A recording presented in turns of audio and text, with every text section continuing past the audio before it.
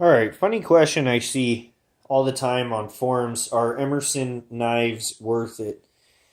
Yeah, I know you get the same question about other manufacturers, but not nearly as often as Emerson. So for some reason, people just don't think it adds up. I'm going to tell you first and foremost, fuck yeah, it's worth it. But I'll explain myself, okay? So a knife is a knife. You know, you can get them for 20, 30 bucks and get a decent blade. But we're not just talking about materials here. And if we were just talking about materials here, then no, it doesn't all add up. Okay, so we're going to start showing the goods here. So we got the Emerson Sheepdog V-Grind spear point. Okay. And you've got 154 cm, you've got G10, you've got steel liner, and then you've got titanium lock liner. And let's add it up real quick, okay? So titanium at 1 ounce right now. I looked it up. It's about $6. All right. By the way, cheaper if you want to buy it with cryptocurrency, and I don't know shit about that. All right. Anyway, so titanium relatively cheap. 154 cm, 3 feet worth from Aldo. Like the thick kind too, like .2. Is only going for about $110. So 3 feet. You know, with 2 inches wide, you can really make a whole bunch of these knives, right? And then let's look. We got the Vindicator right here. We got G10. It's not plastic. It's a polymer. I get it. All right. I know.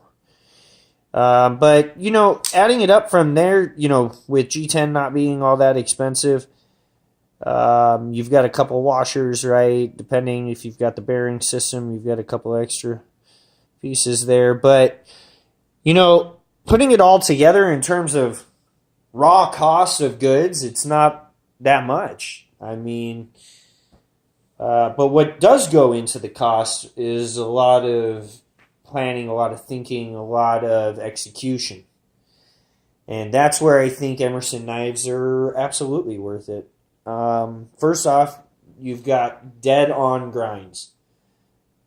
Dead spot on. And a lot of people give Emerson shit for some reason about fit and finish and not caring and not giving a fuck. Dude, all I see is Emerson caring and reaching out and trying to figure out, you know, how to best get awesome products into the hand of the customer. And so these two that I got, dead on. Actually, quick story, Blade HQ sent me an E-TAC B by accident. I don't know if it was for this one or this one, but it was in the wrong box. It was the right box that I ordered, but the wrong knife came. And that one was also spot on. But these grinds, let me see if I can focus here. These grinds are just dead on. Fit and finish on these is absolutely on par with anything else out there that you're paying top dollar for. And so what else do you get with all the money that you're spending? Well, you get a well-trusted heat treat. You get a company that backs up what they put out. If you ever have any problems, they take care of you. You get a grind, not just a perfect grind. You get a grind that's unique. You don't get it with pretty much any other maker out there, at least regular production run, unless you go into custom, and then you can get whatever you want. But on these V-grinds, I'm not a chisel grind guy, but on the V-grinds, it's something unique. It's something that you don't see out there. And, you know, past that, I think the workmanship not only speaks for itself, but the brand that is around the product really is stand up. It's something to believe in, which is difficult to find with a lot of makers out there, or manufacturers out there. It's a brand. It's like anything else. I really dig Adidas. I am sold on 3-stripe Adidas. And I can probably go in, for example, for a beanie and pay $3 at Walmart for a black beanie. But if you throw the 3 stripes on there, it's worth it for me to pay the extra $15 and get the Adidas beanie, because I take pride in ownership. I love the company. I love the materials that they have.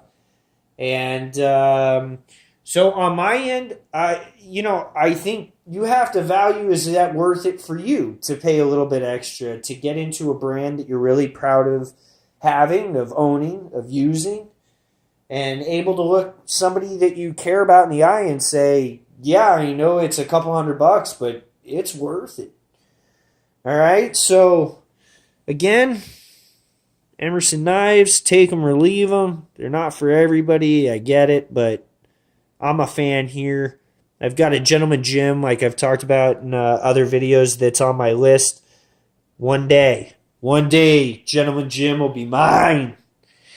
All right, guys. Hope everybody's doing well. Take care out there in YouTube land. Bye.